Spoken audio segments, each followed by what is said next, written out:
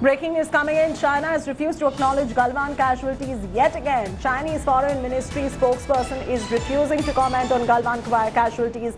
Minister VK Singh has said that China has lost 40 soldiers in the Galwan Valley clash with India.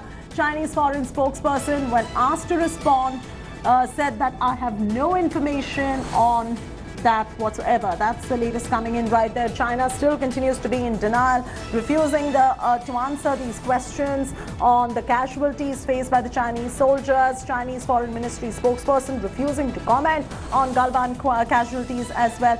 Geeta, I'm throwing straight across to you to the latest that we're picking up in terms of what the Chinese foreign spokesperson has indicated at this point. Well, very clearly, the Chinese do not want to give out numbers and number of casualties. We saw the Global Times report where they're saying they don't want to reveal it because their numbers are lesser than India's, trying to put on a brave front. But sources within the Indian intelligence have told India Today that their numbers could amount to about 40. Those are the number of stretchers. So it is quite convenient for them now to say that they are not going to release any information. This is to a specific question on General VK Singh's claims about 40 Chinese soldiers having been injured or dead. All right, Geeta getting us those updates. Breaking news coming in.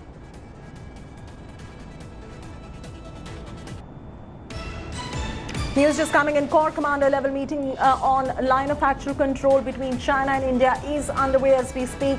India has asked China for the timeline of withdrawal of troops from the line of actual control area and maintain positions and deployment as before 2nd of May, including the Finger Four area. The meeting is on since 11 a.m. today, and that's the latest coming in at the moment with Corps commander level meeting, which is on at the line of actual control, where India has now asked China for the timeline of the withdrawal of troops from line of actual control areas and maintain positions and deployment as before 2nd of May, including Finger Four. Geeta Mohan now joins us for the latest. Geeta, the talks are going on since 11 a.m., but at this point of time, and we've been highlighting this time and again, there's a massive trust deficit when it comes to China. Whatever Chinese side even promises to India perhaps would have to be taken with a pinch of salt by India. That's all right. Geeta is just going to be joining us in just about a bit. We'll just re-establish that connection right there. This is a very crucial, important discussion that is going on since 11 a.m. this morning. We're getting you minute-by-minute updates and inside details from what we're picking up from sources on this particular meeting that is going on. At the moment, the news that is coming in is that India has asked China for timeline of withdrawal. They've asked China how much time and when will they withdraw the troops from the line of actual controls areas and maintain positions and deployment as before the 2nd of May, including the Finger Four area as well. Geeta Mohan is back with us. Geeta, earlier I was also asking about whatever China promises in response to what India has asked China to do. India would perhaps have to take this with a pinch of salt, given the fact that there's a massive trust deficit that exists with the country. Well, the talks are underway. We know that what India really wants right now is for China to go back to the status quo ante, which means that go back to before 2nd of May status. And China has been a really tough bargain when it comes to the negotiations that are underway. They have not budged. And we will have to wait and see how the talks really turn out. Right now, what we're given to understand is that India has asked China to go back and withdraw its troops. That has been the main focus of the talks that are currently underway. It's a two-pronged approach. One is the military level talks that are underway. Then there will be the diplomatic level talks that will be underway. And on both fronts, India wants only one thing primarily, and that is status quo to be restored, as also ensuring that Galwan-like incidents cannot recur. And you know, even when it comes to exploring all the military options as well, for the moment, as far as India is concerned, the biggest flashpoint, Geeta, remains on the Pangong Lake area as well. Where do the talks stand as far as that area is also concerned, considering that there is prolonged camping which is being witnessed and heavy presence of the Chinese troops in Pangong as well?